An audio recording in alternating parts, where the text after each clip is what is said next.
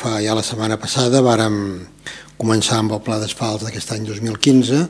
Com sabeu, cada any l'Ajuntament ha destinat una partida pressupostària del voltant de 250.000 euros a reparar i asfaltar els carrers.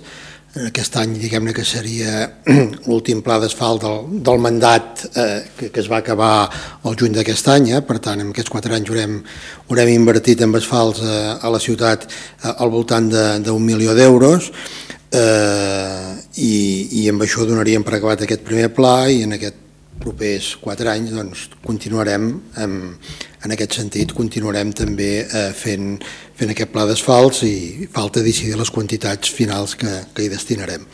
En aquest any haurem asfaltat quan s'acabi, que serà després de festes. Ara en una primera part, entre la setmana passada i aquesta, haurem asfaltat bàsicament carrers i en la segona, després de festes, a partir del dia 14, es farà una sèrie dos aparcaments grans de la ciutat, un el que està en el carrer Macarnau i l'altre a les escoles de Sant Roc, l'aparcament aquell que hi ha per les escoles i per la pista d'atletisme.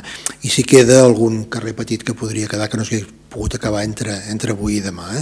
Haurem asfaltat un total de 13.500 metres quadrats aproximadament. És més o menys, això depèn de com està el carrer, no es pot comparar amb altres anys perquè depèn de l'estat en què estigui cada carrer, té un cost o té un altre, però aquest any haurem estat asfaltant aproximadament aquests 13.500 metres quadrats. Està repartit per tots els barris, des de Sant Miquel fins al Morrot, fins a Sant Roc, fins a les Planotes. Una mica tots els barris d'Olot han tingut arreglos en la seva xarxa viària que estava més deteriorada. Quant a carrers, bàsicament us volia explicar això. Haureu vist també que estem fent la vorera d'allà a Cantaner, allà on es varen enderrocar aquells 2 pisos que hi havia sobre la pista o sobre els aparcaments d'allà a la zona de Cantaner.